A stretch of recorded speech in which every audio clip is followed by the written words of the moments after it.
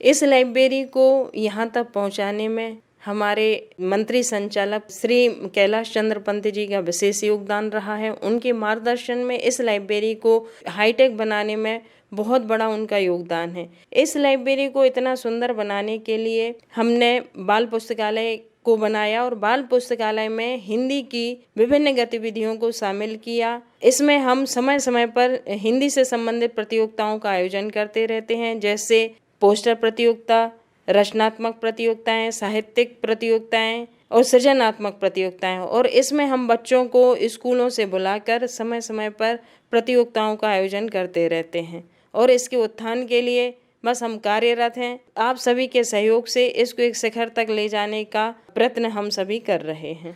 मैं जानना चाहता हूं सीमा जी कि ये लगभग कितनी पुस्तकें इस पुस्तकालय में होंगी, किस प्रकार से इसमें आप नई पुस्तकों का समावेश करती जा रही हैं, जो कि अलग अलग वर्ग के लोग जो यहाँ पर आते हैं, हिंदी पढ़ने के इच्छुक भी हैं, विद्यालयों में महाविद्यालयों में पढ़ रहे हैं, उनके विद्यार्थियों के लिए कितना लाभान्वित होगी ये? हमने इस लाइब्रेरी को 2 भागों में विभाजित किया है। एक बाल पुस्तकालय और एक लाइब्रेरी है जिसमें सभी पाठकों के लिए वाचनालय और पुस्तकालय के रूप में हमने स्थापित किया है। कुल पुस्तकों की संख्या 45,000 है, जिसमें बच्चों के सेक्शन में लगभग 10,000 पुस्तकें हैं और इन 10,000 पुस्तकों में हिंदी, गणित, भूगोल, इसके साथ साथ जीवनियाँ, इंसाइक्लोपीडिया इत्यादि। और जो वाचनालय और पुस्तकालय हमारा है, इसमें बच्चों के लिए प्रतियोगिता संबंधी पुस्तकों को, प्रोडिकल्स को हमने शामिल किया है और इसके साथ साथ शोधार्थियों को भी हमने संदर्भ सामग्री की व्यवस्था की है।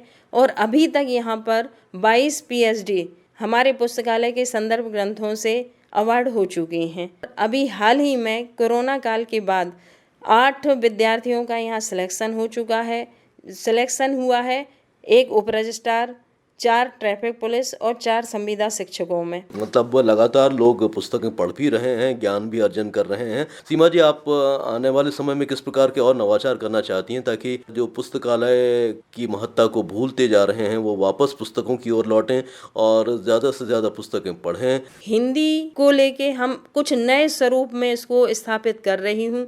जैसे मैं बच्चों को अब जो बुलाती हूँ तो उनको हिंदी कविता, कहानी, न्यूज़पेपर इत्यादि के माध्यम से, रेडियो और टीवी के माध्यम से उनको जोड़ रही हूँ। अंतर्राष्ट्रीय पटल पर हम देख रहे हैं कि आज हिंदी ने अपना वर्चस्व स्थापित किया है।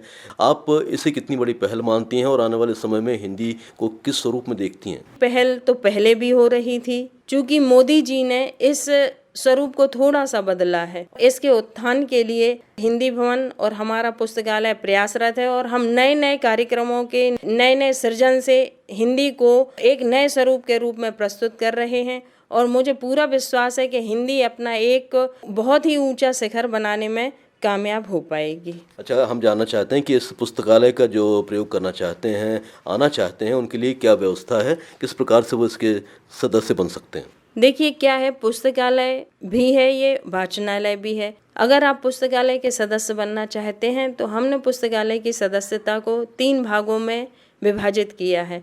एक वार्षिक सदस्यता, एक आजीवन सदस्यता और एक मासिक सदस्यता। आजीवन सदस्यता 3,000, वार्षिक सदस्यता 1,500 और मासिक सदस्यता 300 रुपये है। जो भी इस लाइब्रेरी का सदस्य बनना चाहता है, इस लाइब्रेरी से जोड़ना चाहता है, तो वो इस माध्यम से अपनी सदस्यता ले सकता है। वाईफाई के माध्यम से बच्चे इसका प्रयोग कर सकते हैं। और कोई सामान्य रूप से पढ़ने आना चाहता है तो उसके लिए क्या व्यवस्था है? जो सामान्य रूप से पढ़ना चाहते हैं उनके लिए न्यूज़पेपर है और वो न्यूज़पेपर पढ़कर इस वाचनालय से जुड़ सकते हैं। पुस्तकालय के लिए तो उनको सदस्यता ही लेना पड़ेगी। तो चलते चलते आप क्या कहना चाहती हैं हमारे श्रोताओं से? हमें अपनी मातृभाषा के लिए पूर्ण रूप से समर्पित होना चाहिए। जय हिंदी, जय भारत।